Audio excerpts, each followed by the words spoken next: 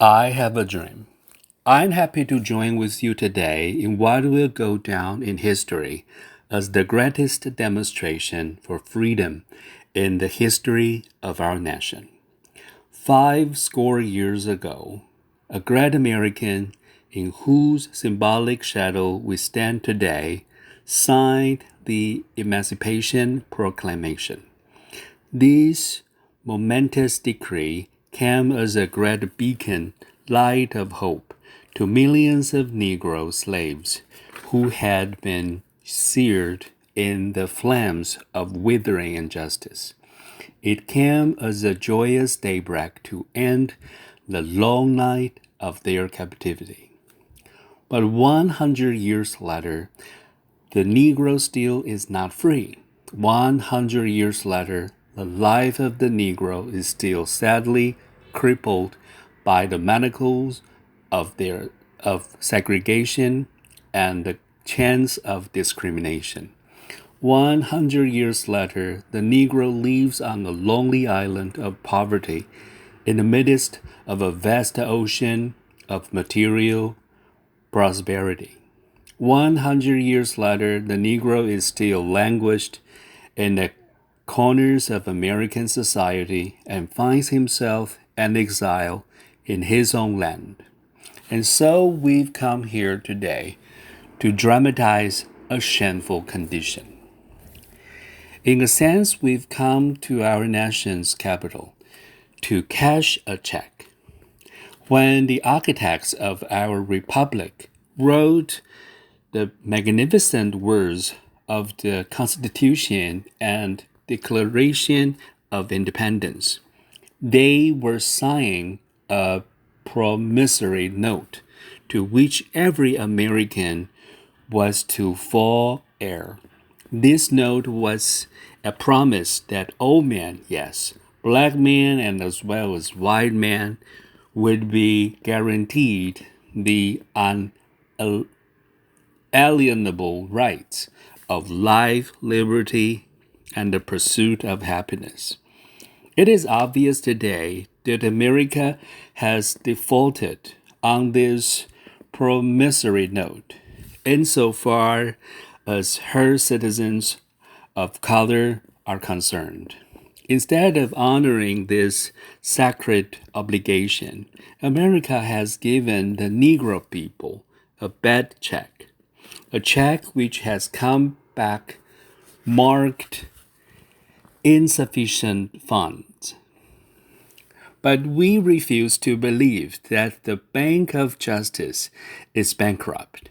We refuse to believe that there are insufficient funds in the great vaults of opportunity of this nation. And so we've come to cash this check, a check that will give us upon demand the riches of freedom and the society and the security of justice. We have also come to this hallowed spot to remind America of the fierce urgency of now. This is no time to engage in the luxury of cooling off or to take the tranquilizing drug of gradualism.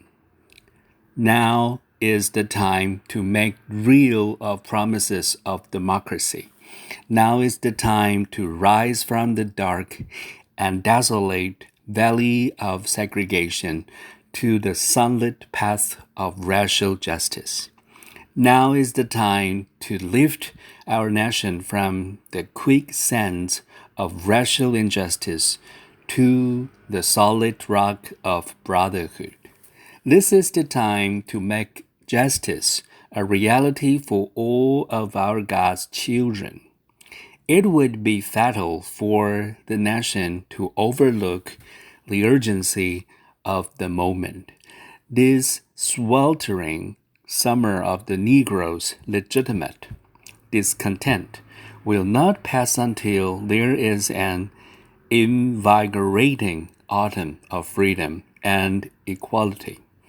1963 is not an end, but a beginning. And those who hope that the Negro needed to blow off steam and will now be content, will have a rude awakening if the nation returns to business as usual. And there will be neither rest nor tranquility in America until the Negro is granted his citizenship rights. The whirlwinds of revolt will continue to shake the foundations of our nation until the bright day of justice emerges. But there is something that I must say to my people, who stand on the warm threshold which leads into the palace of justice. In the process of gaining our rightful place, we must not be guilty of wrongful deeds. Let us not seek to satisfy our thirst for freedom by drinking from the cup of bitterness and hatred. We must forever conduct our struggle on the high plane of dignity and discipline. We must not allow our creative protest to degenerate into physical violence.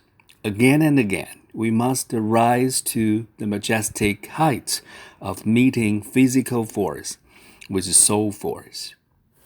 The marvelous new militancy which has engulfed the Negro community must not lead us to distrust of all white people. For many of our white brothers, as evidenced by their presence here today, have come to realize that their destiny is tied up with our destiny. And they have come to realize that their freedom is inextricably bound to our freedom. We cannot walk alone. And as we walk, we must make the pledge that we shall always march ahead. We cannot turn back. There are those who are asking the devotees of civil rights, when will you be satisfied? We can never be satisfied as long as the Negro is the victim of the unspeakable honors of police brutality. We can never be satisfied as long as our bodies, heavy with the fatigue of travel, cannot gain lodging in the motels of the highways and the hotels of the cities. We cannot be satisfied as long as the Negro's basic mobility is from a smaller ghetto to a larger one. We never be satisfied as long as our children are stripped of their selfhood and robbed of their dignity by signs stating, "For whites only." We cannot be satisfied as long as a Negro in Mississippi cannot vote and the Negro in New York believes he has nothing for which to vote. No, we are not satisfied, and we will not be satisfied until justice rolls down like waters and righteousness like a mighty stream. I am not unmindful that some of you have come here out of great trials and tribulations. Some of you have come fresh from narrow jail cells, and some of you have come from areas where your quest for freedom left you battered by storms of persecution and staggered by the winds of police brutality. You have been the veterans of creative suffering. Continue to work with the faith, and unearned suffering is redemptive.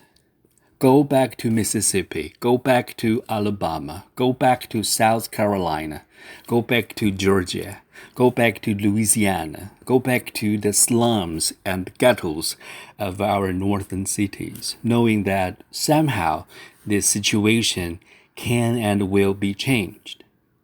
That is not wallow in this valley of despair. I say to you today, my friends. And so even though we face the difficulties of today and tomorrow, I still have a dream. It is a dream deeply rooted in the American dream. I have a dream that one day this nation will rise up and live out the true meaning of its creed. We hold this truth to be self-evident that all men are created equal.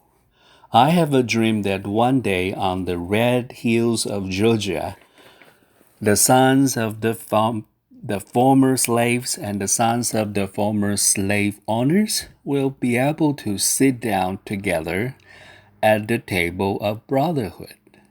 I have a dream that one day even the state of Mississippi, a state sweltering with the heat of injustice, sweltering with the heat of oppression, will be transformed into an oasis of freedom and justice. I have a dream that my 4 little children will one day live in a nation where they will not be judged by the color of their skin, but by the content of their character. I have a dream today. I have a dream that one day, down in Alabama, with the vicious racist, with its governor having his lips dripping with the words of interposition and nullification, one day, right there in Alabama, little black boys and black girls will be able to join hands with little white boys and white girls as sisters and brothers. I have a dream today. I have a dream that one day every valley shall be exalted, and every hill and mountain shall be made low. The rough places will be made plain, and the crooked places will be made straight. And the glory of the Lord shall be revealed, and all flesh shall see it together. This is our hope, and this is the faith that I go back to the South with. With this faith, we will be able to hew out the mountain of despair a stone of hope. With this faith, we will be able to transform the jangling discords of our nation into beautiful symphony of brotherhood. With this faith, we will be able to work together, to pray together, to struggle together, to go to jail together, to stand up for freedom together, knowing that we will be free one day. And this will be the day. This will be the day when all of God's children will be able to sing with new meaning. My country, 'tis of thee, sweet land of liberty, of thee I sing. Land where my fathers died, land of the pilgrim's pride, from every mountainside that freedom ring. And if America is to be a great nation, this must become true. And so that freedom ring from the prodigious hilltops of New Hampshire, that freedom ring from the mighty mountains of New York, that freedom ring from the heightening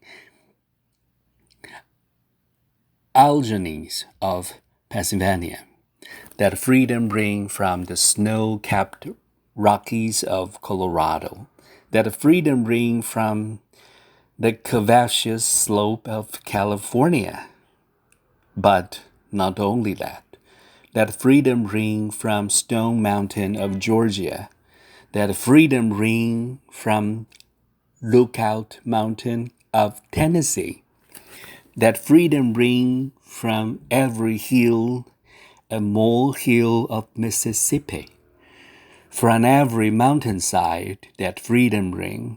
And when this happens, and when we allow freedom ring, when we let it ring from every village and every hamlet, from every state and every city, we will be able to speed up that day when all of God's children, black men and white men, Jews and Gentiles, Protestants and Catholics, will be able to join hands and sing in the words of the old Negro spiritual.